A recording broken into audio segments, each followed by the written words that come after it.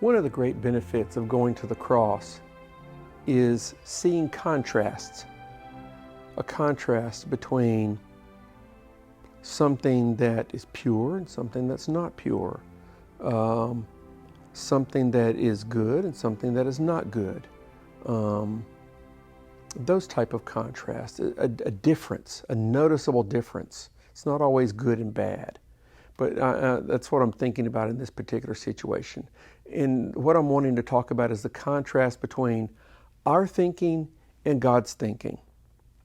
And because I've learned to go to the cross, and I try to do it as often as I have the idea to do so, I'm very aware of the promptings and the ideas and the thoughts that Jesus puts into my mind through the Holy Spirit. And once you get more and more filled with the Holy Spirit, you become aware of how you think.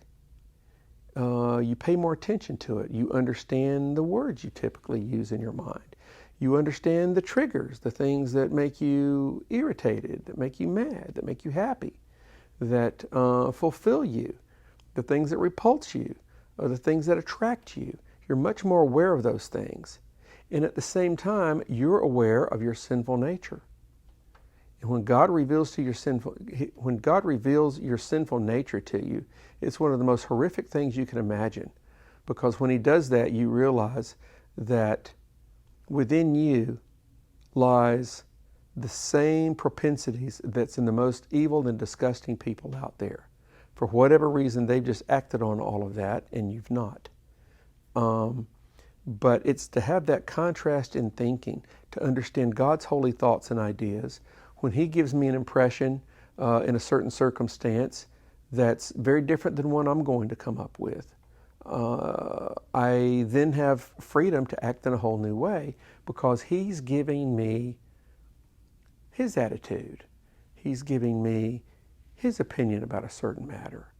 And so in growing in Jesus and becoming more and more intimate with Him, I want to know how He thinks about everything. And as I understand how He thinks about everything, His opinion's way more important than mine. If He says do this or don't do that, I know He's always right. Now, I might not wanna, but guess what? He doesn't ask us to like it, and He gives us permission to not want to, as long as we do it anyways. And I do that often.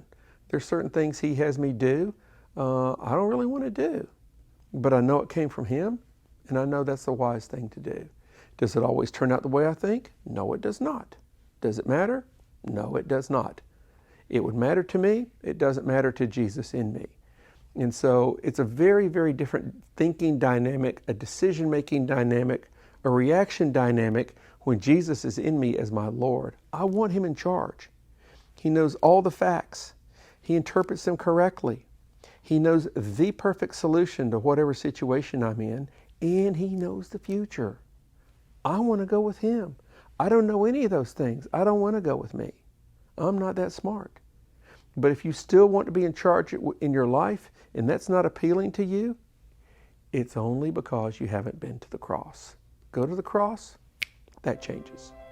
So go to the cross and start experiencing the contrast in your thinking. You're really going to enjoy it. It's an incredible experience.